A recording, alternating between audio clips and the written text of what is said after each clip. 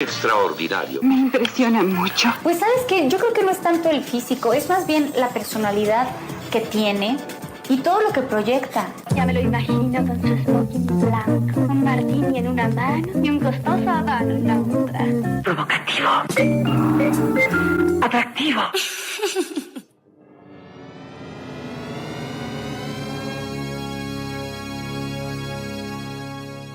A new stereophonic sound spectacular.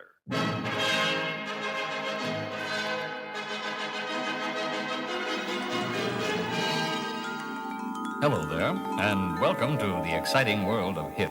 This is a new departure in language instruction for English-speaking people who want to talk to and be understood by jazz musicians, hipsters, beatniks, juvenile delinquents, and the criminal fringe.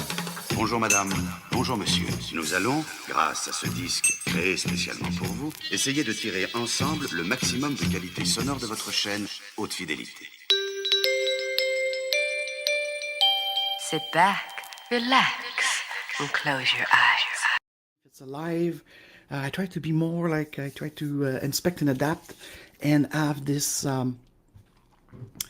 more way, because I'm listening to my listener and my viewers, and they say we need something more like beside the renting and the exchange. So if like a full show, like with an audio Zoom, and by the way, Ryan and John, as I said, if you stay till the last time, so you could ask and comment in the chat whenever you want. So I always reserve the last 15 minutes to go through your question or comment, and I could, as I said, if there's a lot of people today that are interacting more than just viewing it while having their sandwiches, because in North America we are at lunchtime, sort of speak, and so we could actually beautifully open the Zoom, and then we hear your voice, like back in the day, those podcaster and even the radio show, talk radio, used to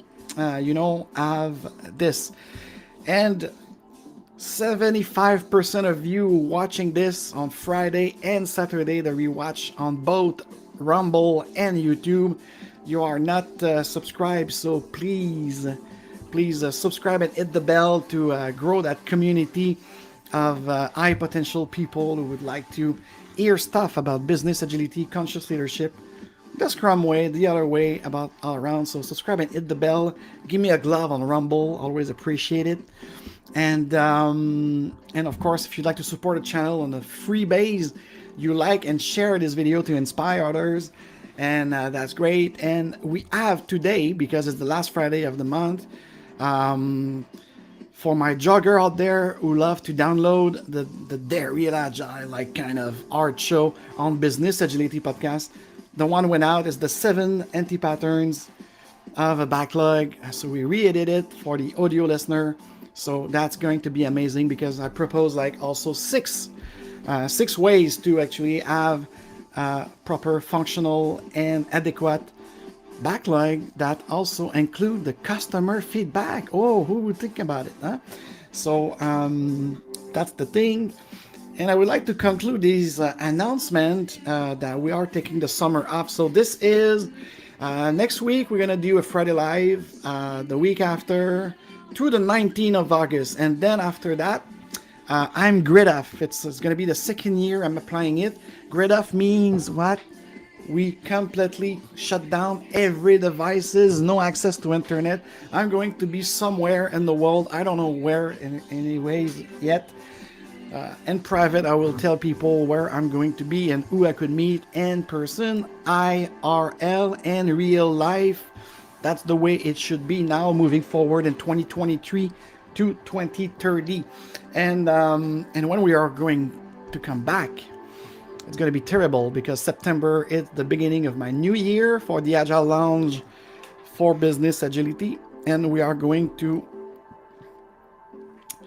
have the Scrum beer on September 22 in person in Montreal, in the old port of Montreal. So mark the date and expect, and if you'd like to subscribe to the value list, we don't have a mailing list here, we have a value list. So in that case,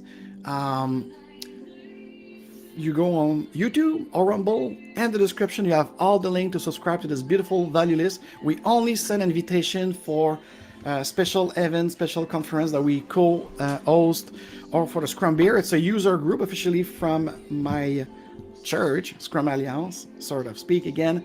So you're more than welcome. And this September 22, my team is preparing a couple of game board. We're gonna have a product owner game board, get Kanban game board. So we're gonna have beer, wine, popcorn, pretzel, and a couple of game board to play in person, to learn these little things and stuff. So card games, also we have a card games of anti-patterns to challenge people about what is the real agile. So yes. So today we have a lot to talk about. Of course, the title is Stop McAgile, the one size fit me, one size fit all, agile consulting combo. So that might be a kind of an introduction to what's going to be inside this kind of renting, but with proposed value solution of the Agile Wars series, where I'm transforming myself and Coach AF, this kind of, this bold guy that tried to denounce what's going wrong, but also as we dare because we care, and I care about this community, I care about the experience of people, and I want to elevate, I really want to elevate the people, the workers, the employee, call them whatever you want. For me, it's people first, always people first. And every time I say that, I just remember one of my first class with Mike Beadle that was in Chicago, I think, when he was explaining this. And the first thing that he opened, the definition of Agile was people first, all at once, and definition of done, and get the shit done. Yeah, so anyways, and we're going to see today couple of things that I would like to present to you. So first, yes. So a lot of people wrote to me since, and some comments on other social network about war. I'm a peacemaker. You should be in love and consciousness and everything. Yes, but sometimes you have to shake a bit the barack, and I am who I am. And as I said, it was an inside joke about Info War, so let's make Agile Wars. And I have the same initial in that bastard from Austin, Texas. I'm talking about, of course, Alexander Emmerich Jones, or Alex Jones, or AJ. So people call me AJ, people call me into it. And yes, I'm bold and I proceed. Why not? So sometimes we have just to shake the cage, right? So why is Agile Wars is actually, it's a series within the DARE Real Agile Podcast, where we try to propose also solution after our renting or after our calling out the violation of a kind of a fakeness or pretension. So that's the purpose of it. And it came to my attention lately, having great conversation with some of my clients and some of other collaborators, that we need to, and the introduction to Agile Wars I was describing, and it's still available on Rumble and YouTube, and we also put it on the DARE Real Agile audio podcast. You could actually appreciate this introduction where I describe what is the great split within this community of practice worldwide. And of course, it's summarily, it's only subjectively from my point of view and my team point of view. And I'm really open to constructive criticism, other viewpoint, other perspective out there. If you have some, let's have a debate. And that came from the great roundtable we did with Daniel Mizik, Sue Ryu, Jim Virkis, and of course Anthony M.K. Engleton, where we were discussing about this age of imposition, where the big firms or the consulting group who use agile as a noun instead of an adjective, and they put it out there. So that's the purpose of the Agile Wars series within the DARE Real Agile, and I put like endearing agile, DARE Real Agile. It's not a typo. I make it on purpose. Because yes, I think it's in this world of agile industrial complex, now those who could be called purists or could be called who'd like to show like Alistair Cockburn use from the martial art of Shu Ari, and kind of setting the stage of where do we meet with our client, with our coachee. And I don't want to create like some phases like they will look waterfallic, but I mean, at some point, like, what is the stage of your training? It's like sports and science that we have to putting back empirism into Agile. So that's and it seems that when we do it, little firm like mine, this Agile launch things, we are right now. I've got a funnel of a lot of people, small, medium, and even large business that they prefer to go through me instead of going to these big McDonald's combo. Competency, leadership, whatever, what have you, that doesn't work anyways, and we're gonna see it like a little bit today. So on the menu, as I put on the description of this video, I would like to start and spark this kind of exchange. And as I said, like, I know there's a chat coming in. I will reserve the last part of it because I'd like to be focused. And I'll be with you at the end just to do a roundtable because I've got a lot that I don't want to miss. I have only about 45 minutes, an hour, so let's get to it. And please tell me, tell me if the music is too loud, because according to my feedback, it seems to be a little bit loud. So anyways, I can wait to see my colleagues comment lately. So 35 people across the board looking. So welcome once again to the Friday Live Agile special edition of Agile Wars of the DARE REAL Agile Podcast. And now I knew it. I'm making a mistake live. Okay, here it is. So the menu. So I just talked about this context of the series. And no, it's not just renting. It's not just like the announcing thing. It's also like we did with the backlog episode last week. We call out 7 anti-patterns that we saw within our teams, within our organization that we help, and also we propose 6 ways to improve it and make it real agile. So it's still available, and it's now available also since this morning on the download capability, and you go around and do your workout with it, as you wrote me that you like to do this. And now there was a question, and kind of I tried to spark not really a debate but a conversation. Let's go ahead like this, like a conversation over debates. Meaningful conversation to have like a possibility of improving together. So how is the quality and the product and services you receive lately? So really quickly about this. And then after that, I was joking with some of my project manager colleague and some product management people about what is going on in these large scales and state-owned organizations, especially here in Quebec and Ontario and Canada. I've heard from some of my colleagues in New York State. I specify New York State is not necessarily New York City, Manhattan. So they seems to be like the PMI as taking over and pushing and push back with his discipline, agile, registered trademark type of toolkit. So they push that scale agile framework out of those big organizations. So that's why we did the meme with the distracted boyfriend, and the boyfriend is those big corporations that now after 10 years of failing with SAFe, now they turn themselves into discipline agile. So that's one of the things that I'd like to kind of describe, and why SAFe, it will generally bring you nowhere close to the agile mindset. And 10 reasons agile transformation don't work, and propose value-driven to make this good again with empirism. So that's about the menu today. So let me know what you think about it. So I could make because today I'm really happy that I have people who interact. So let's go see some of the... So yeah, YouTube is higher quality. Of course, it's always higher quality, especially for live streams, I mean. So thank you, Ryan. And I'd say, okay, so I tried to see the question. What platform is the best? YouTube, it's about 10 seconds only. I could program it, so you'll probably discover it. Otherwise, it's a 50-second delay with LinkedIn. Twitter and Instagram, I don't know, but I don't pay attention to it. I see it after, because otherwise I'm going to be kind of crazy on the social media.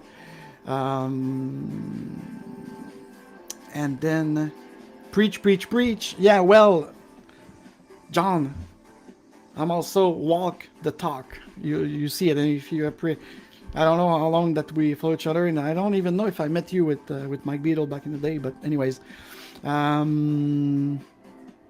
so now, okay, so you seem to exchange between like forceful. So I'll get back to you, as I said, and if you like, I could open with my Zoom Pro. I've got the possibilities, like if you are calling the phone, and we could have you audio only. So on the show.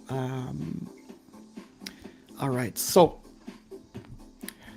And I will pay attention, Ryan, to the subject that I would like to share with you, and mostly objectively today, because yes, and I'm gonna experiment this new studio of mine with sharing my screen. Oh, and just before, no, okay, let's do it because it's already 20 minutes past the hours. So now I want to make it das up.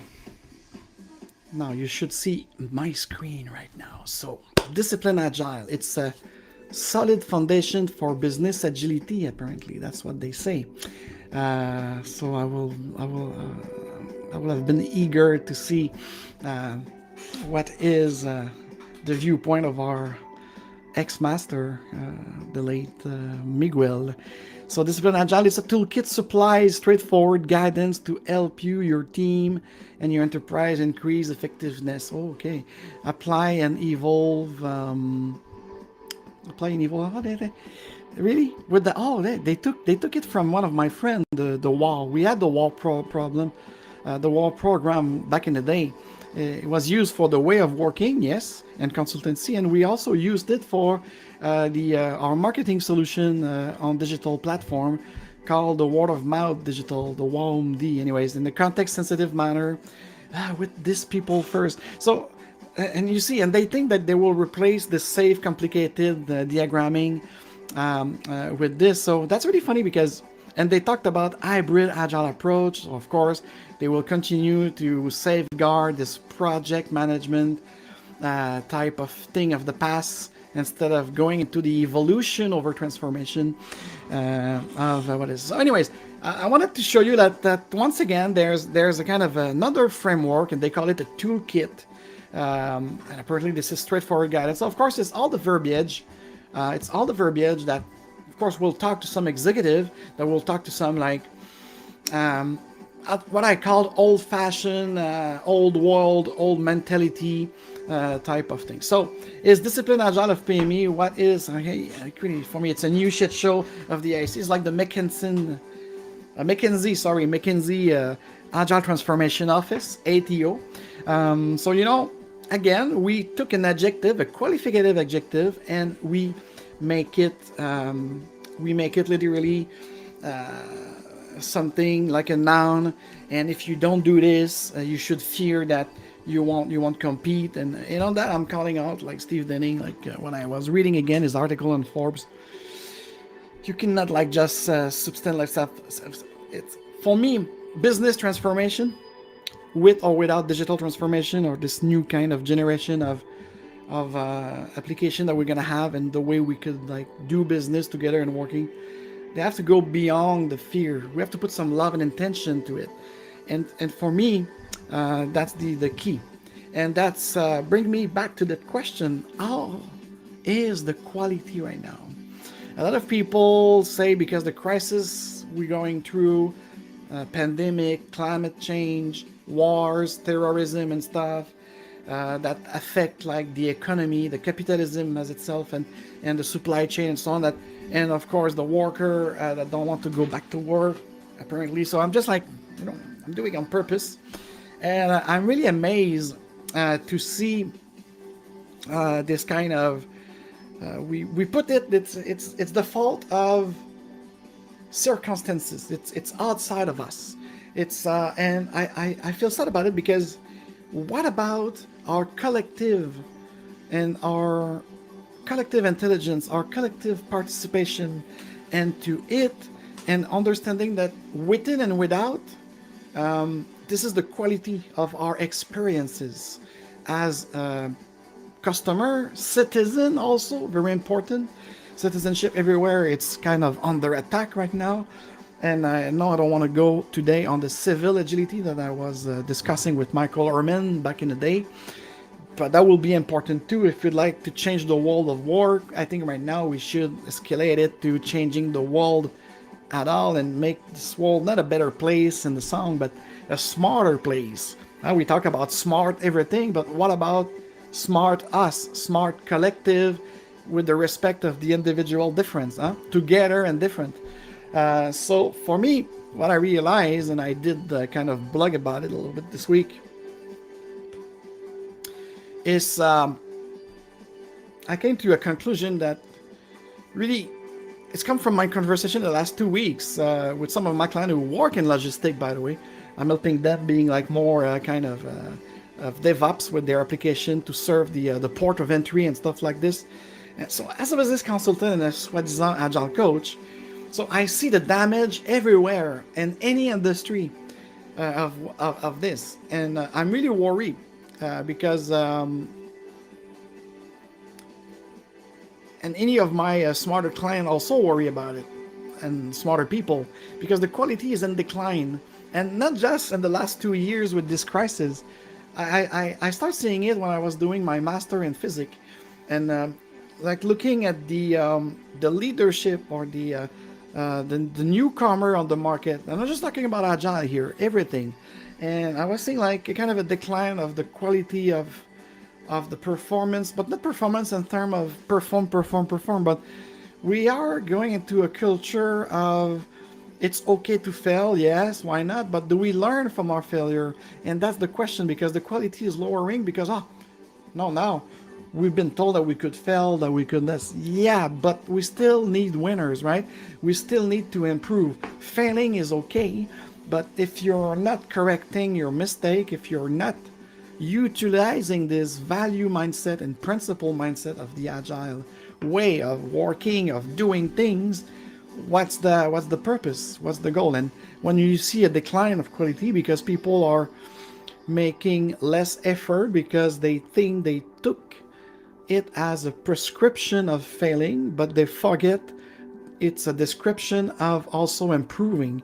I'm generally speaking here, of course, I cannot make like for now individual example, but the quality is in decline and so many aspects of our workplace and life.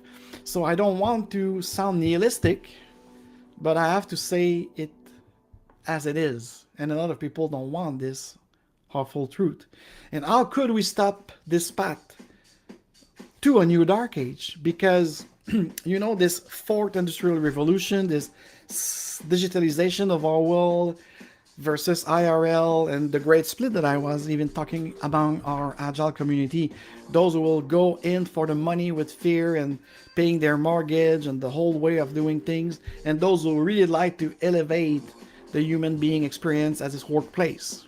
Okay, so that's the split, and it's not a divide. It's there. I'm seeing it every time when I go helping my clients. So for me, I get a few to not going into this dark age, not just of agile, but of our collective society and civilization. There's a few value proposition here, of course, according to our community of practice. It's helping managers to become leaders. Because, sorry about that. Because if we keep managing things and this new world of this new economy, this new world of work and everything, so we need more leaders. We need people who could actually lead by example, who could actually practice with others, who coach people. The coaching is it's really important. So we need to switch also to an invitation pull system over that impose push system. We need that pulling system, not just in software development and production team, but at the entire scale of the organization. Everywhere we have to invite those people, and they need to be self-sufficient and pull the thing, because this impose push system, that is also what I call the impose rush system. Let's rush it, let's go like run and do it faster, but you decline this quality. The quality is not there, it's not met, because you want to do it too fast. So they all misunderstood the concept of iteration and most valuable product, for instance. anyways. And the people, especially those we call the SME, the subject matter expert and in the field of engineering, of customer experience, of design, of any kind of development, over the structure and big process. If you hire someone, and I'm not the first one to say it, you could probably appreciate a couple of interviews with Steve Jobs talking about how they hire people at Apple since 1981. So that's the thing. Like, I mean, like, you hire people not to tell them what to do in that situation, but to actually help you increase your value proposition out there. So anyways, and not putting them into a structure and big process that will make like the confusion. So you have the excitement of having a PhD in your team, and all of a sudden these big corporations, they put so many structures, so many processes, especially if they work with SAFe or Discipline Agile. And now all of a sudden we have like with Daniel Mezik's story of an architect in the bathroom saying like, SAFe sucks and Agile sucks, and so do you, because I'm not even counsel about it. So that's the part of the thing. And of course, for me, who also been in blockchain for years, for a decade now, I think the proof of work over a definition of done. Yes, Scrummies out there, hear me well, and we're going to probably do a show just on that with some of my people in Tulum about this decentralized finance way of doing a blockchain. The proof of work over a definition of done, because definition of done is just create the slavery of developers and designers and stuff like this. This is what I'm seeing more and more, because they took it like as a checklist of things to kind of pointing finger. It's not done because no. It's the proof of work. Do we have a proof of work with customer feedback? That's one of my proposition here. And the customer user feedback, here we go, over business requirements and useless metric of productivity and speed. Fuck off with your velocity. And if you'd like velocity, it's a thing of a team. The team should know each other capability of producing something in a certain time manner. So don't stop it with changing those story point into hours or day. You disgust me. You don't understand substantion. You don't understand Scrum. You don't understand the interaction of people first. And the only KPI you should have in mind is your customer satisfaction, and you get it by customer feedback. Period. And on that, I insist. My goodness. And of course, because now, yes, the simplicity of the interaction with smaller team. We've been saying it for 25 years. I've been a Scrum Master since 1999, and that was the key goal. Our team achieved faster and smarter because we have a meaningful interaction and simplicity of interaction. We have team agreement, specific rules that will change every time we have new information. So really, this one, it's simplicity of interaction with smaller team over centralized large committee.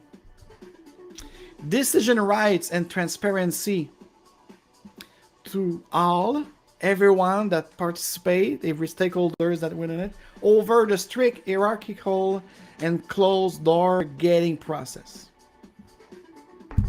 And of course, evolution of individual, team, organization, the evolution of everyone, of everything that I just named before, over the transformation of any business or any operation process. Because if you transform something, you don't really change it. You just change the form. It's transforma in Latin, modeling the form. So which means, and for me, evolution, it's something more powerful because you make it to a really next level. So if you agree, what will you do to make this happen yourself? Tell me in the comment below. And if you disagree too, yes, because I'm not perfect. I don't seek perfection. I don't seek to have just an opinion of sheep, but I'm open to constructive criticism, to conversation. So if you disagree, what is your proposition? What do you have to say beside I'm just a stupid Alex Jones? Huh? So I'm very interested in your perspective, good or bad or ugly. So please share it with me in the comment below, especially on Rumble and YouTube if you rewatch this show. And so that's about it. And now we are going to go into this poor child who is forced to eat some French fries, who is forced to, have this combo, the one-size-fits-all combo, his soft drink, probably a Big Mac from McKinsey or Accenture, whatever. I don't even care to name those fuckers. And so safe, why? It will generally bring you nowhere close to Agile mindset. So let's have it. Of course, I have to admit it gives you structure, but what I just said with the why the quality is declining. If you don't have interaction of the people first, if you just have a structure and then you diluted like the interaction of those people within your structure, your process, your rules, your procedure, blah, blah, blah, you're killing it. So even though like for some organization of doers, of old mindset, that could help. But when you put those structure of the DA and SAFE in practice, it fails with several agile value. Yes, the real McCoy, we are calling DARE Real Agile for the real McCoy, not because we think we have the truth. We don't have the truth. We don't have the definition. We have a definition. We have a perspective that we should exchange together. But for me, my analysis, after years of practice, after years of experience and walking the talk, this won't work. Agnostically, I will never sell it, but I will help people refine and evolve within even the SAFE framework. But if you really want to be agile and do agile stuff, it fails because it's very difficult to adapt to change with the SAFE, especially with this release train concept that I love to call the release train work, because of the dependencies create. And agile was there, especially back in the day in the software development, that was there to make the dependency an opportunity, right? So, and then again, I will come with the simplicity. Even Jim I. Smith, he was the profounder of this. It has many rules and roles which make process and tools at a higher level than individuals and their interaction. Shall I mention the simplicity? Exactly. And also, it enlarged the gap between agile teams and their customers.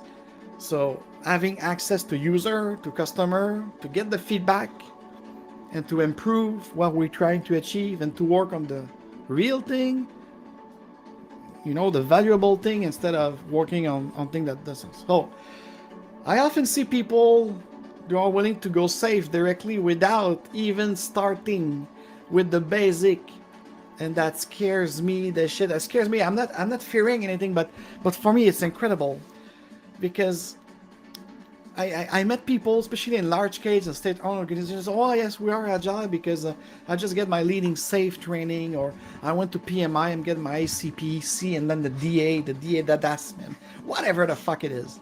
I mean, yeah, but have you read the Agile Manifesto? Yeah, yes. On the leading SAFE, they talk to us about the 4 values. Yeah, but what about the 12 principles?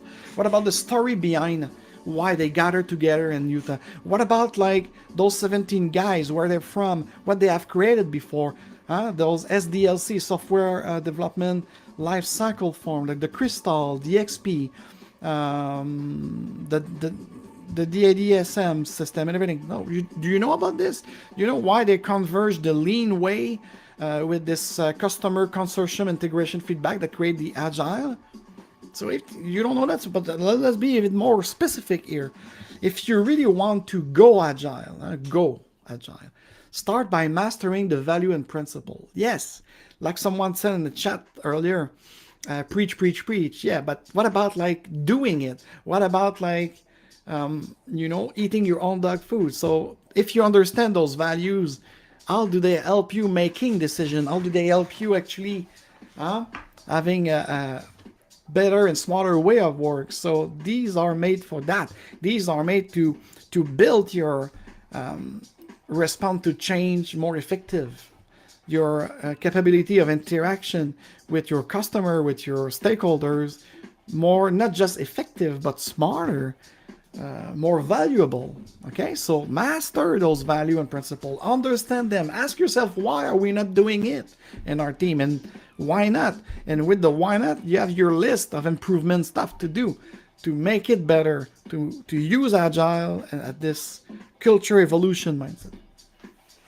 Practice over and over again. Exactly. I was talking about the Alistair Cockburn proposition of Shirari. And this is what I like to do with some of my clients who have no way of understanding Agile. So we go about this. Learn from one master first. Do a lot of mistakes, but learn from those mistakes. So over and over again, empirically, until you find the best fit for purpose for your context, which is business context, cultural context, and development context. But you have to practice it. Don't spend too much. Like when I see other consultant that goes out with 3 weeks of assessment or even a month of assessment for $90,000 with 3 consultants, big report, and from that report they start training people all at once.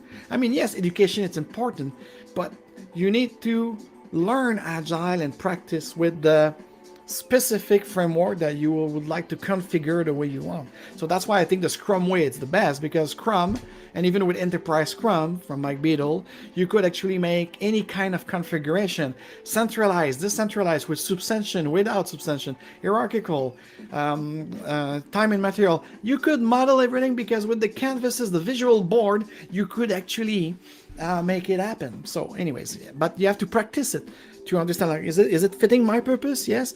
We do agree with that? Yes. Okay. So, and then you make it evolve and evolve. Fail and learn from it. Yes. I insist on that. Don't be in a culture of it's okay to fail and I'm safe. No. Open it up to the learning part and the improvement part of it, and to find what works or not for you and your team. Could I insist more on that? Work on yourself, and it's uncomfortable. I know it is. And yesterday I was lunching alone, doing a meditation across the water in the beautiful old part of Montreal with a beautiful sun. And I was thinking about it, like, it's so hard to accept ourselves. So how could we accept others? How could we actually make a bridge with intention and love? Yes, I insist, love, guys. Just think about love, about your wife, your husband, your lover, and your children. Love as an energy booster to give you intention and to make you comfortable. So you have to work on yourself. I've got my own personal agility, not Depeche Mode, personal Jesus. I have my own personal agility, because I preach what I teach, even in my life, even for myself, even to lose weight, even to be better, to be a better father, to be everything. So it's really important, like, a great Agile coach, a great consultant in any field, actually put the adjective you want next to your coach or your title, but you have to practice also for yourself. And finally, and only then, I think it makes sense to scale it for your context. Because again, for those enterprise scrummers out there, you know that scale it if you have to, but if you don't, keep those teams decentralized, deconcentrate, and focus on what they do in their context. So maybe you don't even need a famous framework and can define your own exactly. And this is what we do with Scrum. This is what I did at Austin, Texas with my great Sebastian Julian of Urban Acolyte. Marvelous. We start with 26 people, Scrum based, flat managed, and now you are 1,000 people, over 2 billion profit a year, and you still do it Scrum substantion way, no hierarchy. Shout out to you guys at Urban Acolyte in Austin, Texas. And so that's basically it. So let's take a little break here. It's already 12:44. I talked too much. So what do we have in the chat? Oh my goodness, guys, I love you, and I will definitely need. Oh man, and you're only 2 right now chatting among the 46 people across the board watching.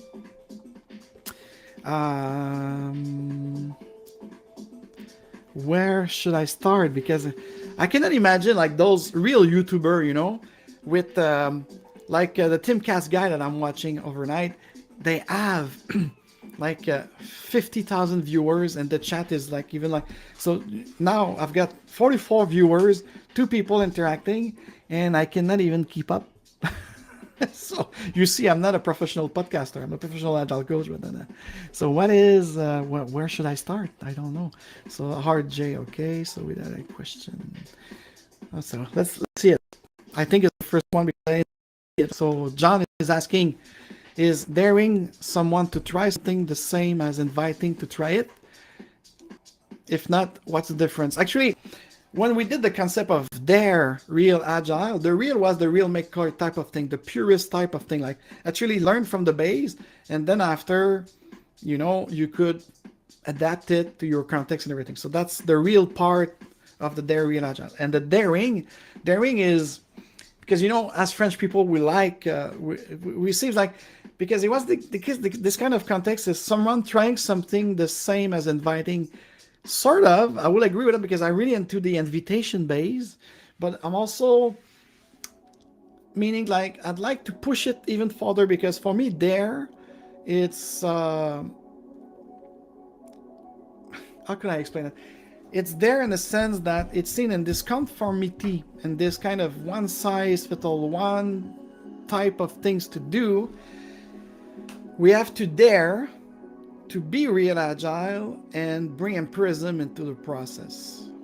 So the difference for me between daring and inviting, so inviting base of Daniel Mizik and Open Leadership Network that I shout out, should be, it's the consequences of why do we have to dare to do something different. Don't know if it's making sense, John, but that's why we call it the Dare Real Agile for the podcast, and we have to have a more daring way of doing agile, completely different, next level, but going back to the source, and make like you probably read from Mike Beadle, our common friend. He used to say like agile is not that agile anymore, and it's because the manifesto is static. So we need to evolve it. So of course we see a lot of people doing the modern agile, the this and that, but once again, is it like how do we actually uncover new ways continuously? So I think we have to dare now, because the agile has become, especially in the last 5-7 years, or since 2016 when Dave Thomas called out the agile industrial complex with Martin Fowler as well, when we see like this one size fit all coming, it's mostly like the new waterfall. I'm sorry to say that like this, but this is it. So what do we have now? Because I see you. Ryan, what is this? A dare, a forceful invitation? No, I mean if you invited, it's an invitation. So which means like either you come or you don't come, but there's no like.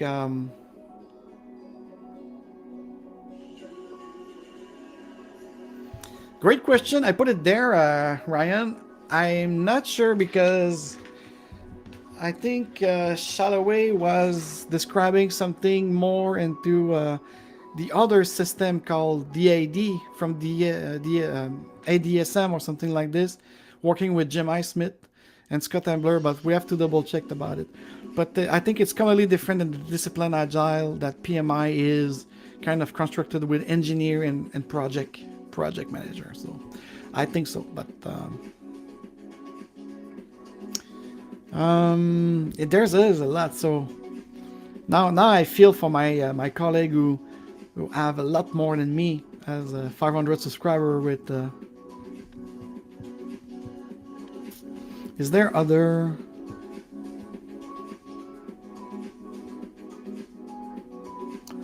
okay, so anyways, so great insight again from Ryan. So and the chat will stay there on YouTube. I mean, I don't know about LinkedIn, but anyways. And yes, of course, Ryan, I'm focusing on this, but now absolutely dare to be different. But you have to understand also in my other companies, because yes, I'm doing agility and stuff, but I've got other company of working with DJs, entertainment and stuff. And we have another also, we are different in all aspects of our enterprise. But yes, that's the thing. It's to be inclusive and embrace diversity, because it's an oxymoron. The D&I culture, for me, it's kind of confusing. Because if you'd like to have diversity, you have to be different. And the inclusion, it's to make sure that we accept each other as we are. But we have, as I said before, we have to know ourselves and the universe we are in. If you don't know that, that make those kind of discrepancy. And now you're just different to be different, and there's no meaning on it. So, all right, so let's see. If you give me permission, because I still want to go to some other part of the subject that I had prepared for you.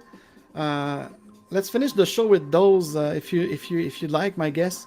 10 reasons agile transformation don't work, and a proposed value driven to make it good again. Okay, and we'll end the show on that. And let me know right now in the chat, for those who are live on this Friday, July the 29th, if you'd like me to open the Zoom audio to have a kind of a conversation. It will be, I think, easier and more agile to interact on the Zoom audio. So we're gonna hear your voice on the live and not your face, but still. So tell me right now, as I'm going into the 10 reasons agile transformation don't work, and for each of those anti-patterns or those kind of reason why it's not working, I try to make a proposition out there to all of us to think about it, to spark our mind about it, to try it and practice it with some of our clients. I'm doing it and they love it. So number 10, we have a top-down implementation of agile versus all at once, which means top-down, bottom-up, and coactive invitation again, Ryan. So I think it's important. So that just don't do a top-down implementation, not even just a bottom-up implementation, because we see teams like doing chaotic, and they don't have the buy-in on the management level, the leadership level. So what's happening? And I've seen that movie so many times. What's happening is they don't have budget, they don't have support, so they fail in the two aspects of how the leadership could support them, and they don't understand because leadership is not explained what is agile, what is Scrum, what is lean, and everything. So they don't say like why I should pour about $15 million into it on top of the development of my product. So that's why bottom up is not either good, that top down. It have to be all at once.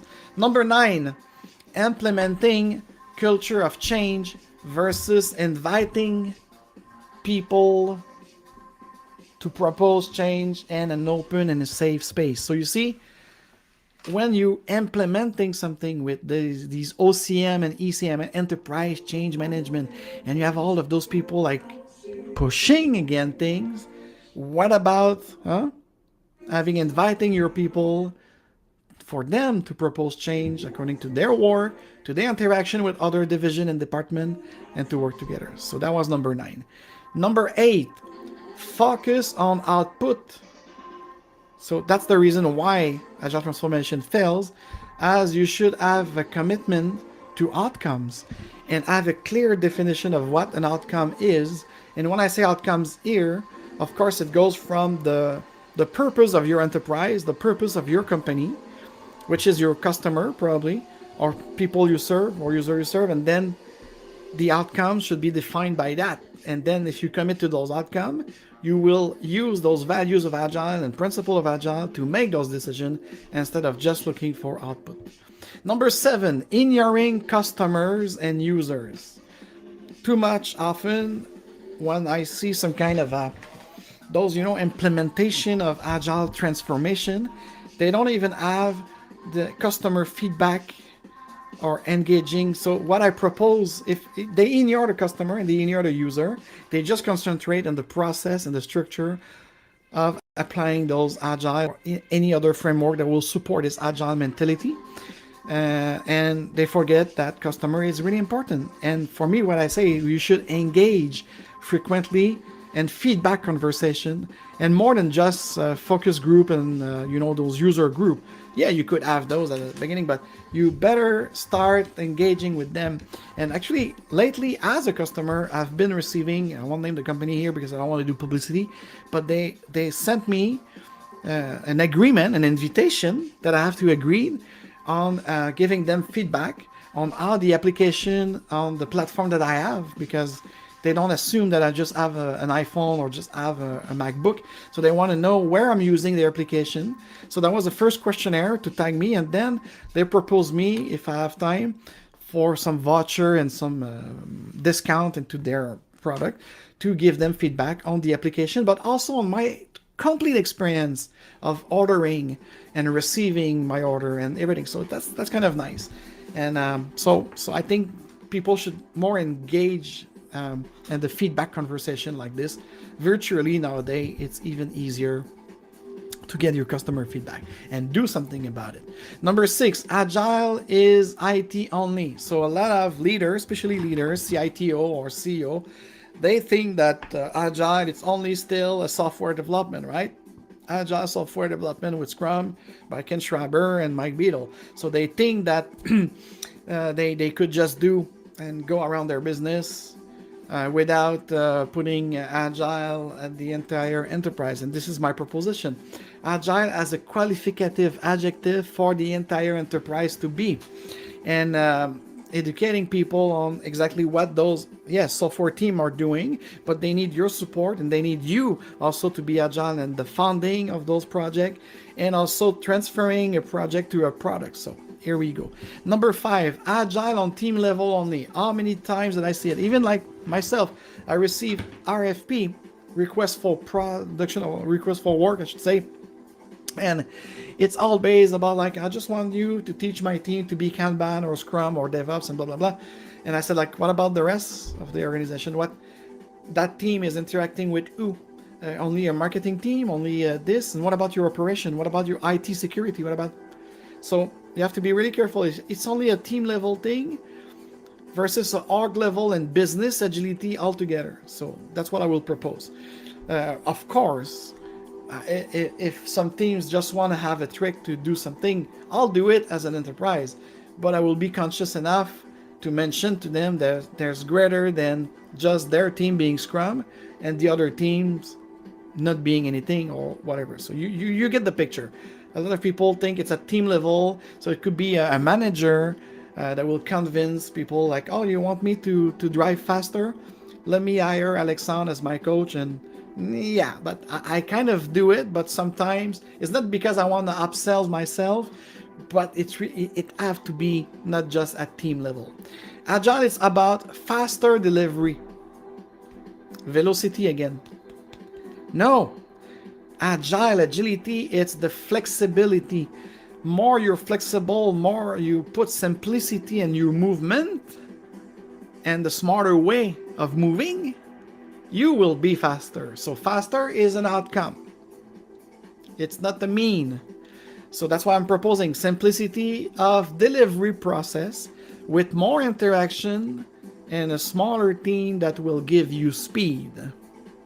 3, the third reason of agile transformation that's not working. Implementing agile in a waterfall way. I'm seeing it too much, especially large-scale organization. It's not a noun nor a product. Agile, hear me well. Now I'm going my Alex Jones style. Agile is not a noun, it's not a product, and it's not a project. It's a state of mind with values and principle system to help you manage decision and make things happen better and smarter and then faster. You want the Daft Punk music with that? Number two of why transformation don't work, it's again implementing. Implementing immutable process. Really? Now, we propose at the Agile Lounge to create a learning environment where people learn from each other and from their mistake continuously. Because if you just have an immutable process and tools, what about the learning environment? What about like this open and safe space to share your failure, get feedback? Also, like we talk often with customer feedback, but what about the employee feedback to improve the way they work? See? And number one, finally, of the 10 reasons why agile transformation don't work, the desire to be the desire to be agile. A lot of people, oh yes, I want to be agile, until it's time to do agile stuff.